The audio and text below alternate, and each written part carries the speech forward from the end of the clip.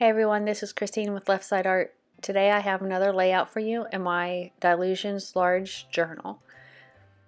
As always, I start by gluing two of the pages together with gel medium. This helps with the weight of the embellishments that I use on my layouts. Otherwise, you don't have to do this. I also had removed several pages from the spine because my book was getting very thick, which I'll use to make smaller journals. So I finally ran out of my very large Tri-Art gel medium, and now I am using Ranger's Multi-Medium Matte to go over both my pages and also to make sure I cover the crease because I don't want any of the inks that I'm going to be using to seep through. And what this does is it makes the paper very non-porous because I plan on spraying inks on here, and I don't want the paper just to soak it straight up.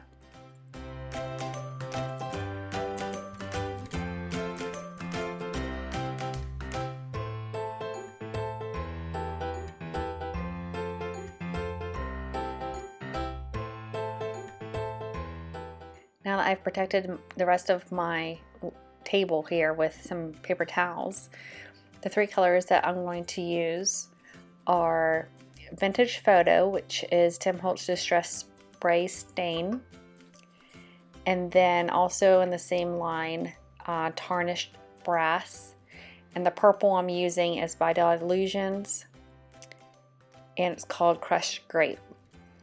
So after I spray quite a bit of this on, I even add a little bit of water.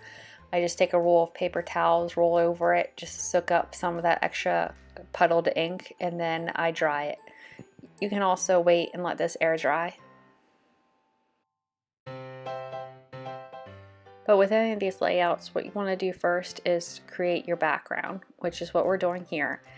And honestly, getting rid of that plain cream or white background first is the easiest thing to do, and then just keep building up from there. Breaking that white page can be a little daunting at times, but just throw some color on there and keep working at it.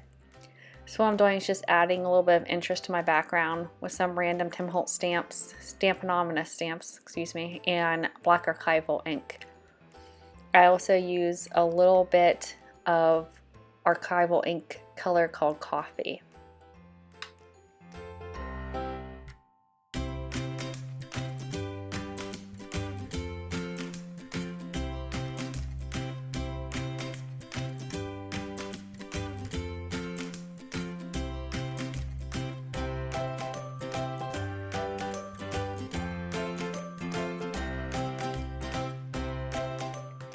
I hadn't used distressed oxides too much, so I'm giving it a try here, and the purplish color is Dusty Concord and the yellowish gold is fossilized amber. And these applied on top of the ink very nicely. It gave it just like a little bit different of a sheen to it. And then with the distressed crayons, I picked three colors from the number 3 and number 10 package. The reddish color here is Aged Mahogany, and the brown is Gathered Twigs.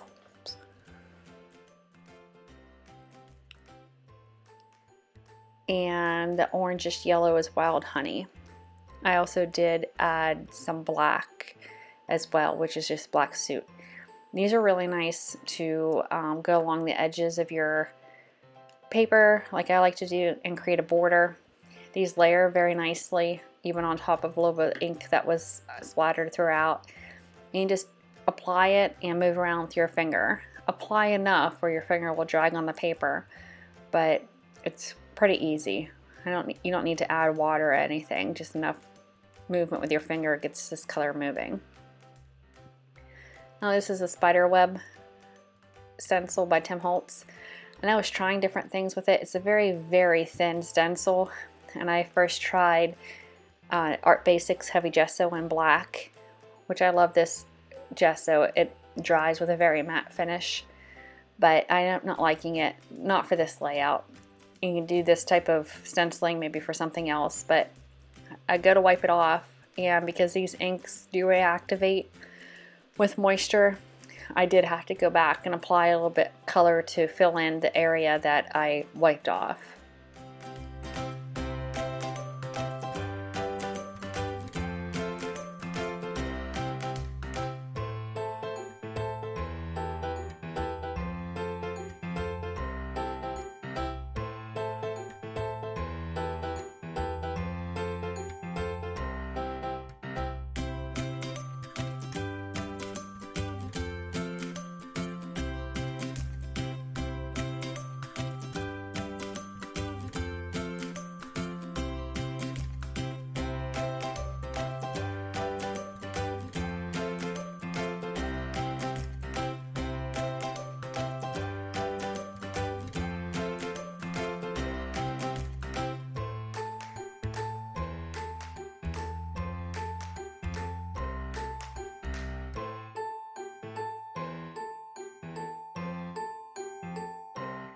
So I wanted to give the stencil another try, and I found by spraying some ink through it, it actually worked out pretty well.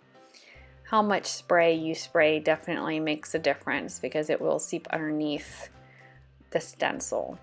But just blot it back up with a tissue and it actually creates a pretty nice spidery look in the background. I also took a wet baby wipe and just simply remove some of the ink from underneath by rubbing it through the stencil.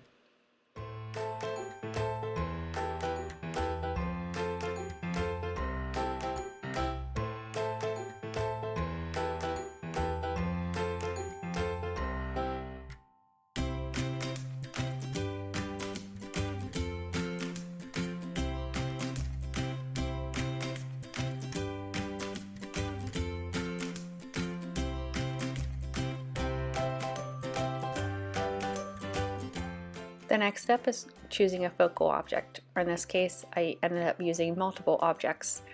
With it being October, and I decided to go with a Halloween theme. And before I glue any objects down to my pages here, I want to make sure everything is completely dry. So I just hit it with the heat gun, and now I can start playing with my pieces. Now these 4 photos, as you move them from side to side, they change either from a person's face or a skeleton. So I don't know if the camera's going to be able to pick this up well enough, but I'll have close-up photos at the end here that you'll be able to see those differences. What I was trying to do here is create like a gallery wall where you might be, you know, somebody's old haunted house and they have lots of family portraits up on the wall. These little wooden pieces I've gotten from different craft stores at different times, but I didn't like the wood color. So I just took some of that same black acrylic paint that you saw me splatter around the background and just painted up my pieces. I'm working on my new Tim Holtz glass mat, and this mat is very nice. It's just as nice as everybody says it is. I was pretty happy to have finally gotten one. It scrapes up the paint very easily. It's just easy cleanup. My last mat was getting to be very gunky, and it was just time for a change.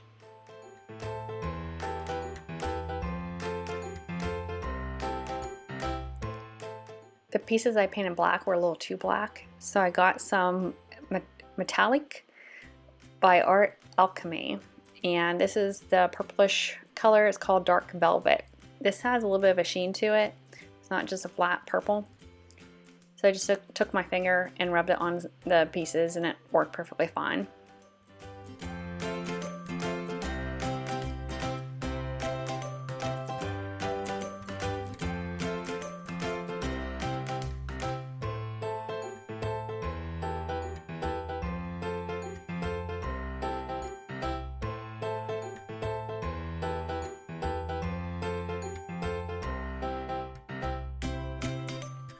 Since these pieces are a bit heavier, even though the photos have a sticky back to them, and this little skeleton has a sticky back, I still use Eileen's tacky glue just to make sure it stays down.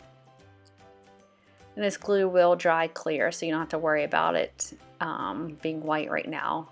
You won't be able to see that at the end.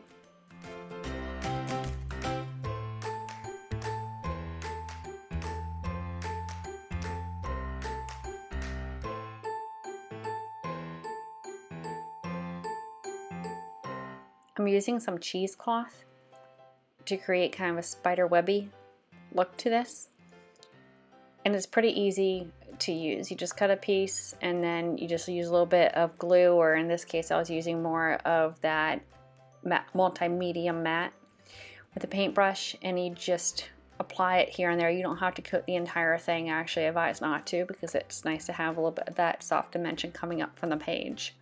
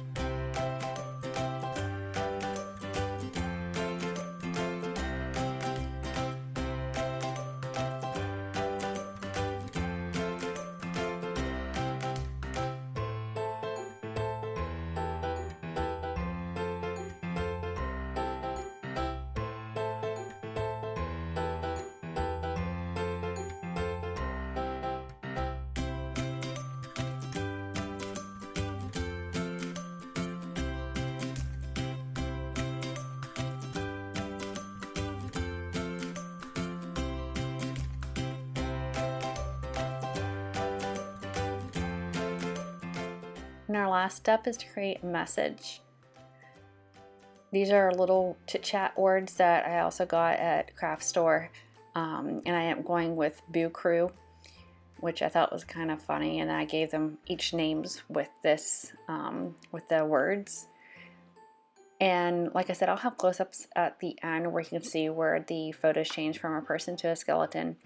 I think it's kind of funny given the names that I gave them. But in any case, if you want to download a copy of this background for your phone, tablet, computer, or whatnot, there is a link below to my website where you can download it. It will have October 2018 imaged on it, or if you want it without the October 2018 imaged on top of it, there is a link to my Art Pal where you can purchase the print.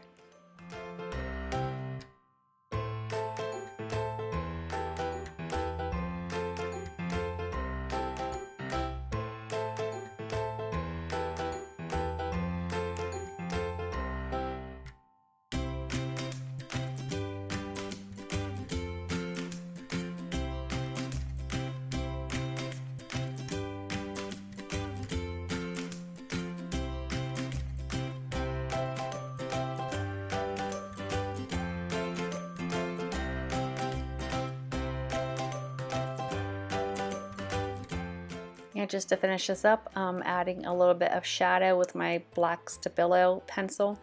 This pencil is pretty nice because you get really close with a sharp edge, and then just take a damp paintbrush, not a wet paintbrush, just damp, and then you can spread it around a little bit and create a nice shadow. But that's about it. I hope you've enjoyed this layout, and I'll catch you next time. Thanks.